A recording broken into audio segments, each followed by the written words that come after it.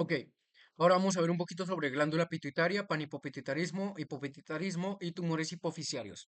Iniciando un poquito con la historia, se escribió por Galeno en 129-201 después de Cristo. El nombre proviene de la palabra pituita, que significa moco o flema, y esto es porque antes se creía que el cuerpo humano inhalaba espíritu mundano, luego lo absorbía y el cerebro lo expulsaba a través de la nariz como un desecho de moco. ¿Ok? También hay otra mitología en donde es llamado el sexto ojo o chakra, y en el corte sagital, básicamente la hipófisis representa la pestaña inferior en el ojo de Ra. En embriología sabemos que viene de ectodermo nasofaringio y neuroectodermo, principalmente de neuroectodermo, y que estos dos originan la bolsa de Rathke de la que se origina propiamente la glándula pituitaria.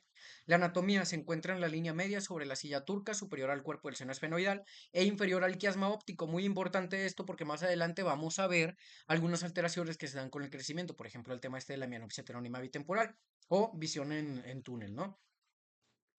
Ahora, está delimitada anteriormente por el surco quiasmático, clinoides medias, delimitada posteriormente por clinoides y clivus, y delimitada lateralmente por los surcos carotidios, por donde pasa el seno cavernoso, la arteria carotidia, pares craneales 3, 4, 6 y dos ramas del quinto par craneal. La anatomía tiene tres lóbulos. El anterior, que es la adenohipófisis, que se encarga de producir y secretar hormonas gonadotropas, corticotropas, tirotropas, somatotropas y lactotropas. Y el posterior, que no las puede producir, pero sí las libera a través de fibras que llegan del hipotálamo, que van a ser las fibras que nos van a ayudar en la neurohipófisis a liberar oxitocina y hormona antidiurética. Y tenemos la pars media, que es el lóbulo intermedio que nos ayuda en la liberación de la PAMC. Además, esta va a estar conectada al hipotálamo por el tallo o infundíbulo. Tenemos un sistema portal hipoficiario que nos ayuda a liberar estas hormonas a la circulación para el eje, que va a ser hipotálamo, hipófisis, hígado, gónada, tiroides, adrenal y mama. El eje se va a componer por hormonas terciarias que van a estar a nivel hipotalámico, que van a ser las liberadoras, GHRH, TRH, CRH, GNRH, las hormonas secundarias que van a estar en la hipófisis, GH, FSH, LH, TSH, ACTH, y las hormonas primarias que van a ser las que propiamente se van a liberar en la glándula. Por ejemplo, el IGF-1, el estradiol, la tiroxina y el cortisol. ¿Ok? Entonces, vamos a continuar hablando del hipopituitarismo. Muy importante sobre el hipopituitarismo. Introducción e historia. También es llamado enfermedad de Froelich o distrofia adiposogenital. Fue escrito por Joseph Babinski y Alfred Froelich, de ahí el nombre, en el siglo XIX. Es la deficiencia de una o más hormonas de la adenohipófisis como consecuencia de desórdenes hipofisiarios. Y muy importante, aquí tenemos tres tipos: la deficiencia aislada de una hormona, el hipopituitarismo cuando hay deficiencia de una, máximo dos hormonas, y el panhipopituitarismo cuando encontramos una deficiencia o una afectación en todas las hormonas de la glándula pituitaria. Epidemiología: hay una prevalencia de 45 habitantes por cada 100.000, una incidencia de 4 por cada 100.000 al año, no existe diferencia en género, etnia o edad y duplica la mortalidad por eventos cerebrovasculares. Tenemos una etiología congénita en donde vamos a tener una deficiencia hormonal aislada, FGF8, HEX1, SOX2, SOX3 o TX2, TBX19, y una deficiencia hormonal múltiple por GLI1, LHX3, LHX4, PROP1 y POU1F. Tenemos la etiología adquirida, que se puede dar por muchas razones: tumores pituitarios, infecciones como TB o abscesos, infiltración glandular como linfoma, citosis linfocítica. Tenemos la etiología autoinmune por hipofisitis linfocítica o tratamiento con ipilimumab o nivolumab, que son inmunomoduladores, o enfermedades reumatológicas. Muy importante, la apoplejía hipofisiaria, el cuadro clínico. Tenemos una alta mortalidad si no se da tratamiento porque tenemos una insuficiencia adrenal, lo que ocasiona una baja de cortisol, lo que ocasiona que el cuerpo no reaccione bien al estrés y por ende corre el riesgo de muerte. ¿Ok? El cuerpo necesita a huevito el cortisol para poder llevar a cabo la resistencia al estrés. Tenemos algo muy característico que es la cefalea relámpago y algunos casos como el hipoadrenalismo que van a causar náusea, vómito, hipotensión, hiponatremia. Pero lo principal aquí es saber sobre la cefalea relámpago en la apoplejía hipofisiaria, y muy importante el diagnóstico por excelencia, que es la resonancia magnética de hipófisis con o sin contraste. Entonces ya tenemos aquí importante: resonancia magnética con o sin contraste. Otra cosa, la presentación es insidiosa, es un cuadro clínico inespecífico. Podemos tener una deficiencia de prolactina en la que no va a haber lactancia, una deficiencia de GH en la que en los jóvenes no se ve crecimiento y en los adultos se ve una disminución de la masa muscular, aumento de grasa y un aumento en el cansancio o fatiga crónica. En el hipotiroidismo central, en donde vamos a tener todos los síntomas, pero podría no llegar a tener alteraciones en el peso si se afecta el eje adrenal. El hipoadrenalismo, que va a tener náusea, inapetencia y pérdida involuntaria de peso. Y el hipogonadismo central, en donde vamos a tener amenorrea en la mujer y disfunción e infertilidad en el hombre. Muy importante entonces aquí el tema de que no siempre puede haber una alteración del peso en alteraciones tiroideas a lo largo de hipopituitarismos, en la apoplejía hipofisaria, que vamos a tener el diagnóstico por excelencia de resonancia magnética con o sin contraste, y el cuadro clínico que es la cefalea en relámpago, muy importante. La aparición del déficit hormonal en una compresión por un adenoma. ¿Qué vamos a ver aquí en la compresión de los adenomas? Se va a perder GH, LH y FSH primero, que son las que no son vitales. Después las necesarias para la vida. La TSH que aumenta T3 y T4, que son hormonas metabólicamente activas que nos ayudan a aumentar el metabolismo, y la ACTH que nos ayuda a soportar el estrés metabólico. Aquí podemos ver, por ejemplo, en el tema de la compresión por el adenoma, otras enfermedades relacionadas como lo son el síndrome de Sheehan, en donde lo primero que se va a perder es la prolactina. ¿Ok? Lo primero que se pierde en síndrome de Sheehan es la prolactina. ¿Y qué es el síndrome de Sheehan? O de Sheehan. Es básicamente en el parto hay una hemorragia, esa hemorragia causa un shock que causa una isquemia y eso te da una isquemia de la glándula pituitaria. Podemos ver también alguna alteración con enfermedades inflamatorias infiltrativas y diabetes insípida, ACTH y TSH. Valoración inicial, se mide cortisol sérico matutino, perfil tiroideo, FSH, LH y esteroide sexual primario y EGF1 y prolactina.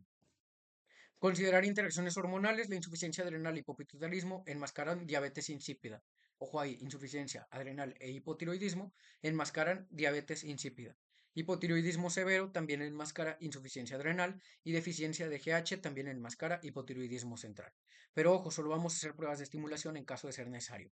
Muy importante todas las diapos a partir de aquí, deficiencia de ACTH. Se debe descartar con exactitud. El cortisol sérico matutino normal sin síntomas sugiere la suficiencia del cortisol. Valor normal mayor a 18 microgramos sobre decilitro es lo que nos va a asegurar esa suficiencia. Valor normal de cortisol mayor a 18 microgramos sobre decilitro. En caso de no provocar hipoglucemia o aplicar cortrosyn, que es para estimulación, y se tiene que ver si se repone o se inhibe el cortisol. Deficiencia de TSH. Aquí vamos a ver tiroxina libre y TSH que son suficientes para detectarla o descartarla, principalmente la TSH, ¿ok? Y la estimulación con TRH normalmente no se suele hacer. Aquí corremos el riesgo de apoplejía hipoficiaria, entonces no hacemos ese tipo de estimulación, al igual que en la estimulación con GNRH. En general, todo lo que tenga que ver con estimulación en hipotálamo, pues corres el riesgo de desarrollar apoplejía hipoficiaria, entonces se evita, ¿no? La FSH, LH y el esteroide primario sexual suelen ser suficientes para diagnosticar o descartar alguna alteración con la deficiencia de la FSH o la LH o del esteroide primario sexual. En una deficiencia de GH, medimos la IGF-1 ajustándola a la edad y el género y se confirma con una prueba de tolerancia a la insulina o GHRH más arginina. O puedes hacer también una prueba de glucagón o prueba de masimorelina, que es un secretagogo de grelina. Deficiencias de prolactina son irrelevantes, es la más común, es frecuente por el síndrome de Sheehan y no requieren tratamiento normalmente. Tratamiento para hipopituitarismo depende de la instalación de los síntomas y se establece la hormona con el patrón del ciclo circadiano de la hormona afectada. Ojo acá, el reemplazo adrenal, muy importante reemplazo adrenal. Idealmente se da hidrocortisona 2 o 3 veces al día, dosis de 10 a 5 o de 5 a 2,5 miligramos, cuidando de no sobrepasar arriba de 20 a 25 miligramos día. ¿Por qué? Porque esto genera riesgo de hiperglucemia, osteoporosis, obesidad y además altera el perfil lipídico. La DHA, la dihidro y los mineralocorticoides no son necesarios de reemplazar y tenemos equivalencias en dosis de mercado, hidrocortisona, cortisol, prednisona, prednisolona, metilprednisolona, triamcinolona, dexametasona, betametasona, fludrocortisona y betametasona otra vez. Aquí son las equivalencias que nos muestran en el video. Y aquí muy importante, pues el que se da principalmente es la hidrocortisona, igual acuérdense tratando de no sobrepasar los 20 a 25 miligramos día, se puede dar en dosis de 10,5, 5,2,5, de 2 a 3 veces al día. Ojo, dosis de estrés y crisis adrenal. La crisis adrenal es básicamente la forma más grave que puedes tener de una deficiencia de cortisol y pone en riesgo la vida. ¿Por qué? Porque no soportas el estrés metabólico. Y se dan dosis doble o triple de la dosis diaria o medicamento intravenoso para reemplazar los esteroides que faltan. Hablando de la déficit de hormonas tiroideas, no podemos iniciar el reemplazo tiroideo hasta que se descarte una insuficiencia adrenal para no ocasionar una crisis adrenal propiamente. En estos casos, pues, lo que vamos a hacer es dar primero hidrocortisona, ¿verdad? Ok, entonces, ¿por qué vamos a dar primero hidrocortisona? Fácil, T3, T4. Si tú das T4, levotiroxina, entra, se desyoda y se vuelve T3. La T3 es una hormona activa, activa metabólicamente, te genera un estrés metabólico. Si tú tienes una insuficiencia adrenal, no tienes cortisol que te ayuda a resistir ese estrés. Entonces te va a dar una crisis adrenal que desencadena muerte. Entonces, ¿qué vas a hacer antes de iniciar el reemplazo tiroideo? Revisar que no tenga insuficiencia adrenal. Y si tiene insuficiencia adrenal, primero vas a dar hidrocortisona, ya estabilizando al paciente. Ahora sí empezamos con el reemplazo tiroideo. Objetivo, la tiroxina libre en la mitad del rango de la normalidad. El reemplazo en el eje gonadotropo femenino, vamos a tener que la deficiencia de estas hormonas representa una mortalidad aumentada por deficiencia de esteroides. Podemos dar anticonceptivos orales, hormonas sexuales en parches, y si la mujer aún tiene útero, se puede dar progestágeno y estrógeno. Si no lo tiene, pues nada más damos estrógeno. El reemplazo en el eje gonadotropo masculino, vamos a dar testosterona intramuscular o transdérmica, sin riesgo de cáncer prostático en pacientes con hipogonadismo. En mayores de 45 años, el tratamiento eleva células sanguíneas y ojo aquí, hay contraindicaciones, cáncer mamario prostático, niveles altos de antígeno prostático, síndrome de apnea obstructiva del sueño, insuficiencia cardíaca y trombofilia. El reemplazo del AGH, aquí, ojo con esto, aquí hay un perfil adverso que predispone a riesgo cardiovascular y metabólico, aumentando la morbilidad y morbilidad cardiovascular. ¿Ok? Los beneficios es que aumenta la masa magra y disminuye la grasa y aumenta o beneficia el perfil lipídico, reduce el LDL y la tensión arterial diastólica. La dosis se da de 0,2 a 0,3 en edad mayor, 0,3 a 0,4 en jóvenes o mujeres con estrógenos orales. Se monitorea de cada 3 a 6 meses y el objetivo es tener una concentración de IGF-1 en la mitad superior al rango normal para la edad y el género. Efectos adversos del reemplazo del AGH. Podemos desenmascarar hipotiroidismo o hipoadrenalismo, cefalea, dolor articular y muscular, inflamación en tejidos blandos, síndrome del túnel carpiano, síndrome de apnea obstructiva del sueño, hipertensión o hiperglucemia y está contraindicado en presencia de malignidades activas. La interacción hormonal, aquí volvemos a ver lo mismo que ya habíamos visto sobre el reemplazo con estrógeno oral, aumenta la respuesta de IGF-1 al tratamiento con GH, deficiencia de GH que enmascara el hipotiroidismo central, enmascara induce insuficiencia adrenal, etcétera. Los enmascaramientos que podemos ver con las deficiencias hormonales. En conclusión, el hipotiroidismo no tratado está asociado con exceso de la morbimortalidad y las pruebas dinámicas para la detección de deficiencias hormonales se deben realizar en casos de características discordantes. Si no hay duda con pruebas basales, pues no van a ser necesarias. Además, siempre hay que considerar las interacciones entre las hormonas para proveer un tratamiento efectivo y seguro, como lo vimos en el caso del hipocortisolismo o hipoadrenalismo, en donde tenemos que dar primero hidrocortisona, y en el caso de la tiroides, en donde hay que checar que no tenga una deficiencia de cortisol para poder empezar el reemplazo tiroideo y no ocasionar una crisis adrenal. Los tumores hipofisiarios, el adenoma hipofisiario o tumor neuroendocrino hipofisiario, el PIT-NET, es una proliferación neoplásica de células productoras o no productoras de la hipófisis anterior, usualmente benignos, pero pueden existir malignos que invadan estructuras adyacentes. La epidemiología de cada 100.000 adenomas subclínicos, solo 830 dan problemas y de esos 830, solo 380 ocupan cirugía y de esos 53 son invasivos y solo se reporta un caso al año a nivel mundial. La clasificación por tamaño, microadenoma menor a 10 milímetros, macroadenoma mayor a 10 milímetros y adenoma gigante mayor a 40 milímetros. Y clasificación por función. Tenemos secretores o funcionantes, prolactinoma, que es, por así decirlo, el mejorcito que podríamos llegar a tener porque es el noble, se puede tratar farmacológicamente. Acromegalia, enfermedad de Cushing, bihormonales o mixtos, gonadotropos funcionantes, tirotropomas o TSH-omas, y no secretores silentes o no funcionantes y que no pueden producir algún síndrome clínico de hipersecreción. La prevalencia, el prolactinoma es el más común y pues básicamente en la histopatología, pues los vamos a diferenciar según qué hormona se tiñe, ¿no? Clasificación histológica previa, previamente basada en tinción de hematoxilina y eosina. Tenemos los acidófilos, que son la prolactina y la GH, y los basófilos, gonadotropas, ACTH y TSH, que está la mnemotecnia de a solas contigo. Y los cromófagos, que son los no funcionantes. Posteriormente, basada en la tinción de las hormonas, entra el término de tumor silente, lactotropo, somatotropo, mamosomatotropo, gonadotropo, corticotropo, tirotropo, plurihormonal y células nulas. La clasificación histopatológica tenemos el linaje de PIT1, TPIT y el SF1. El PIT1 incluye somatotropos, lactotropos y tirotropos, el TPIT corticotropos y el linaje SF1 gonadotropos. ¿Ok? Entonces, PIT1, somatotropos, lactotropos, tirotropos, somatotropos, tirotropos, lactotropos, PIT1, TPIT, corticotropos y SF1, gonadotropos, FSH y LH. Tumores de riesgo de agresividad, somatotropo es escasamente granulado, tumor lactotropo en pacientes masculinos, corticotropo silente, tumor de células de Crouch, tumor plurihormonal PIT1 positivo, que es de los que vimos acá atrás, que es PIT1, que incluye los somatotropos, lactotropos y tirotropos, marcadores histológicos de agresividad como el Ki67, el índice mitótico elevado, recordando que la mitosis pues, es la división celular y algo que se divide constantemente corre el riesgo de metaplasia y esa metaplasia pues obviamente nos da el riesgo de malignidad. La invasión radiológica y el CONOS 3 y 4 y el HARDI 3 y 4. La patogénesis. Aquí tenemos un error en un gen de la célula productora de hormonas que forma un tumor de células en etapa G0 que genera mutaciones de senescencia. El tumor prolifera volviéndose agresivo. Esto aumenta el riesgo de carcinoma hipoficiario, que es lo mismo que decía en la diapo anterior. Si tú tienes una célula con algún gen o algún mecanismo de traducción alterado y esa célula se divide, pues ya tienes dos. Se divide otra vez, tienes tres, tienes cuatro, tienes cinco y así sucesivamente, corres el riesgo de mutación y ocurre una mayor expresión, lo que te puede desarrollar este riesgo de malignidad o de agresividad.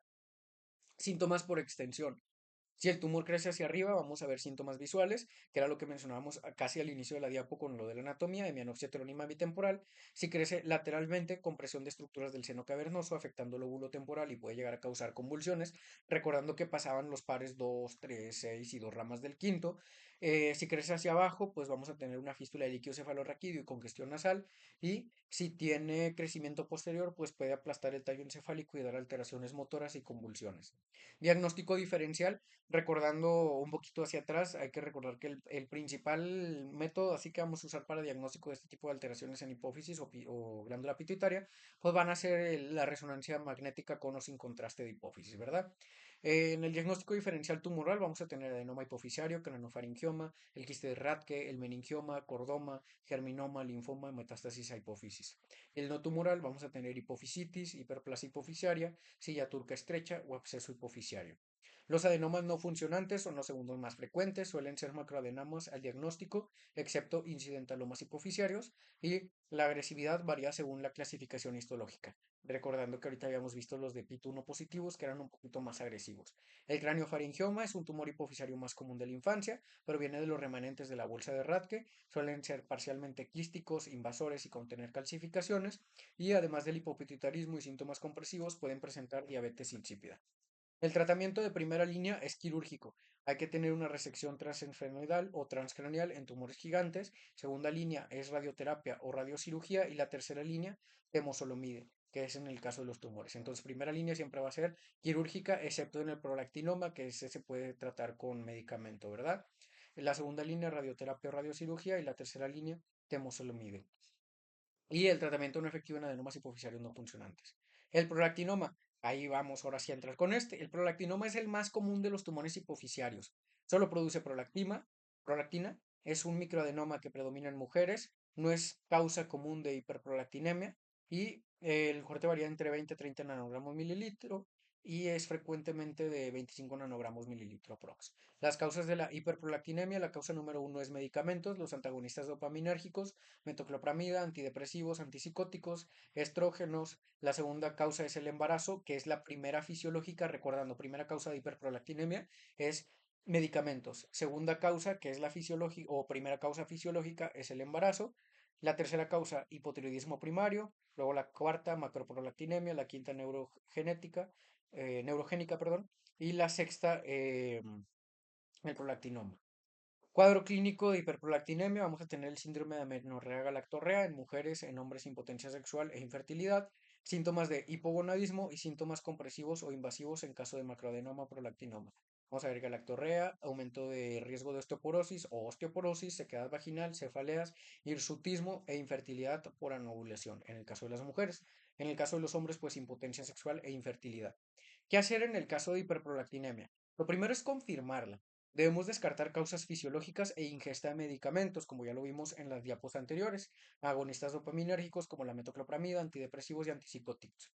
Descartar el hipotiroidismo, descartar macroprolactinemia, descartar causas neurogénicas, hepatopatía, nefropatía o lesiones y considerar prolactinoma o causas hipotálamo-hipofisiarias. Los niveles de prolactina correlacionados al tamaño del tumor. Vamos a ver el tamaño del prolactinoma directamente proporcional a la prolactina que libera. Tenemos tres: microprolactinoma, que va a ser menor a 10 milímetros, macroprolactina mayor a 10 milímetros y prolactinoma gigante, que es mayor a 40 milímetros. ¿Qué es lo que va a cambiar acá con los que ya habíamos visto en el tema de hipopituitarismo atrás, que ya habíamos visto lo de micro menor a 10, macro mayor a 10 y gigante de que arriba de 40, ¿verdad? Acá lo que vamos a agregar es esto de acá, los niveles de prolactina, en donde vamos a ver, por ejemplo, en el macroprolactinoma mayor a 200 nanogramos sobre mililitro. Acá en el microprolactinoma, pues vamos a ver menor a 100 nanogramos sobre mililitro o de 150, 100 a 200, etcétera. Arriba de 200 ya entramos a macroprolactinoma y arriba de 1000 pues prolactinoma gigante. Entonces vamos a tener el límite entre 100 a 200, arriba de 200 y 1000.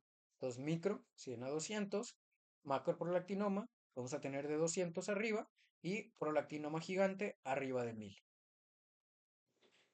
El tratamiento del prolactinoma, ya lo habíamos dicho, es el benigno, el noble, por así decirlo. ¿Por qué? Porque todos los demás tratamientos en temas de glándula pituitaria, pues van a ser quirúrgicos, como lo vimos en diapos anteriores. Este no. Este se puede tratar con cabergolina de 0,25 a 2 miligramos semanales, bromocriptina de 1,25 a 7,5 miligramos, que ya no se consigue en México, y quinagolida. Aquí podemos ver resistencia al tratamiento, entonces ahora sí vamos a dar tratamiento quirúrgico, radioterapia o temazolomide, que es para tumor maligno o agresivo, que era la tercera línea en tumores hipoficiarios, recordando diapos anteriores, que es quimioterapia, y las terapias experimentales. Entonces, fuera del prolactinoma, todos los demás hipoficiarios o pituitarios, como lo quieran llamar, pues van a ser con tratamiento quirúrgico. Prolactinoma, primero damos cabergolina. Si no reacciona, pues ya seguiría el tratamiento quirúrgico o la tercera línea, que es el temazolomide en caso de malignidad. Acromegalia o gigantismo es por un exceso de GH. El gigantismo es antes del cierre de las placas epifisiarias y la acromegalia después del cierre. Esta se da por un tumor somatotropo o mixto. Tenemos un cuadro clínico con cambios físicos y síntomas de actividad. Cambios físicos como aumento de peso, cutis verticis vigirata, prominencia frontal, ensachamiento de nariz, prognatismo, bocio, crecimiento acral, aumento de tejido blando en palma y plantas de los pies. Síntomas de actividad como cefalea, sudoración profusa, piel grasa, artralgias, neuropatía compresiva y aumento en la talla de gigantismo. Por movilidades de importancia vamos a ver diabetes mellitus secundaria, hipertensión arterial sistémica secundaria, síndrome de apnea obstructiva del sueño, cáncer, colon, tiroides, mama, próstata y cardiopatía y valvulopatía. El diagnóstico, vamos a hacer un tamiz de IGF-1. ¿Ok? Diagnóstico tamiz de IGF-1, 20-30% por encima del límite superior a lo normal, índice de 1,2 o 1,3 debe estar ajustado a la edad y el género, y la prueba de confirmación es la supresión de GH con curva de tolerancia a la glucosa de 2 horas con 75 gramos. Entonces, ojo, diagnóstico inicial de acromegalia o gigantismo o exceso de GH. Lo primero es medir IGF-1. Prueba de confirmación, supresión de GH con curva de tolerancia a la glucosa de 2 horas con 75 gramos. Aquí hay que tomar en cuenta el valor nadir de la curva más bajo si el ensayo es ultrasensible, menor a 0,4 nanogramos sobre mililitro, y si no es ultrasensible, menor a un nanogramo sobre mililitro. Y lo otro que habíamos visto, resonancia magnética, siempre en todos los tumores hipoficiarios, que es lo que vamos a hacer, resonancia magnética de hipófisis con o sin contraste. También por aquí habíamos visto un signo radiológico que se altera por ahí en visión, en otro tema que era el tema este del el signo de la Coca-Cola, como quien decía el doctor, ¿no? Tratamiento, primera línea es quirúrgico, resección transesfenoidal o transcranial de tumores gigantes. Segunda línea, análogos de somatostatina, octreotide o lanreotide. Tercera línea, análogos de somatostatina 2G, pasireotide, que inhibe el receptor, análogos de GH, agonistas dopaminérgicos como la cabergolina, que ya habíamos visto, la cabergolina, que era tratamiento para prolactinoma. En este caso va a ser tercera línea. Tratamiento, como se los decía, siempre va a ser quirúrgico y si es malignidad o si tiene riesgo de malignidad, dan la radioterapia o quimioterapia, que es el temicelomide. Ahí está acá, temozolomide. Enfermedad de Cushing, síndrome de vasofilismo hipofisiario, es el cuarto adenoma más común, el tercer adenoma más funcionante, causa el 80% del Cushing endógeno hipofisiario, 15% adrenal y 5% ectópico. Es un adenoma productor de ACTH, tiene una mortalidad de 50% a los 5 años si no es tratado. Cuadro clínico, tenemos datos pivote como el adelgazamiento de la piel, equimosis facial o aparición, de fácil aparición, osteopenia, osteoporosis y aumento de peso, cara de luna llena, obesidad central, giba cervical, grasa supraclavicular supraesternal, adelgazamiento de brazos y muslos y estrías púrpuras y gruesas. Aquí, además no se menciona, pero también está el tema esto de la hiperpigmentación en pliegues. Normalmente la podemos ver, por ejemplo, a edades jóvenes en nudillos, que se menciona que es el principal sitio. Tratamiento primera línea, igual ya lo habíamos visto, quirúrgico. Segunda línea médico, tercera línea radioterapia y radiolúcida y cuarta línea temozolomide. Ya sabemos que el temozolomide es la última línea como manera de quimioterapia. La primera línea es quirúrgica en todos, excepto en el prolactinoma, en el que vamos a dar cabergolina, un agonista. DOPA. Y tenemos adenomas poco frecuentes, gonadotropomas funcionantes y tirotropomas funcionantes. El gonadotropoma funcionante, que tiene un aumento de gonadotropinas, más aumento de esteroide primario, causa pubertad precoz en niños y niñas, mujeres con quistes ováricos, hombres con infertilidad. Y los tirotropomas, que son más raros, dan el síndrome de TSH inapropiada, con T4 y T3 elevadas, y es más común la resistencia a hormonas tiroideas. Y listo. Eso es todo por este tema. A lo mejor estuvo un poquito largo, traté de irme lo más rápido posible y pues nada, espero que les haya servido.